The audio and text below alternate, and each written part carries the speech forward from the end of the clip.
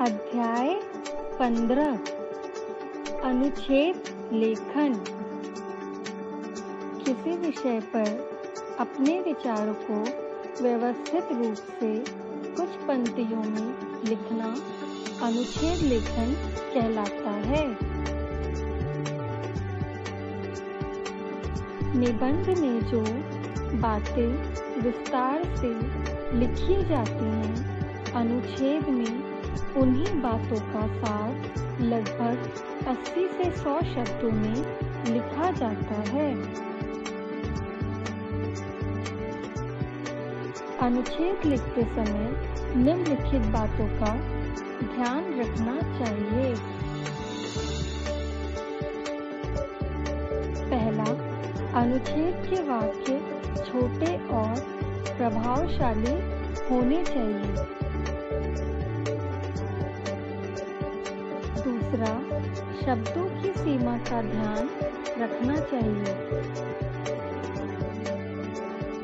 तीसरा, अनुच्छेद पढ़ने से वह एक रूप में दिखाई दे, बिखरा हुआ नहीं। यहाँ पर कुछ अनुच्छेद दिए जा रहे हैं, इन्हें ध्यान से पढ़िए। पहला, वृक्ष हमारे मित्र। वृक्ष हमारे सच्चे साथी हैं। हमारे जीवन में ये बहुत उपयोगी हैं। ये हमें फूल, मेवे, अनाज आदि तो देते ही हैं, साथ ही हमारे जीवन के लिए उपयोगी शुद्ध वायु भी देते हैं।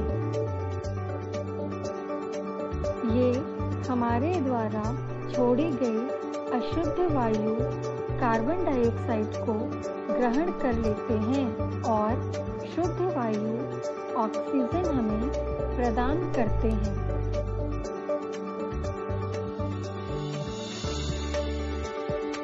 यदि पृथ्वी पर वृक्ष न रहे तो हमारा जीवन भी नहीं रहेगा। यदि हम वातावरण को शुद्ध तथा प्रदूषण रहित बनाना चाहते हैं तो अधिक से अधिक वृक्ष लगाने चाहिए। अपने स्वार्थ के लिए उपयोगी वृक्षों को नहीं काटना चाहिए। दूसरा, स्काउटिंग। ताजमहल अपनी सुंदरता के लिए संपूर्ण विश्व में प्रसिद्ध है। यह विश्व के 7 आश्चर्यों में से एक है। ताजमहल को देखने के लिए असंख्य लोग आते हैं। ताजमहल यमुना नदी के तट पर स्थित है। इसे बादशाह शाहजहां ने अपनी बेगम मुमताज महल की याद में बनवाया था। मुमताज के नाम पर ही इसका नाम ताजमहल पड़ा।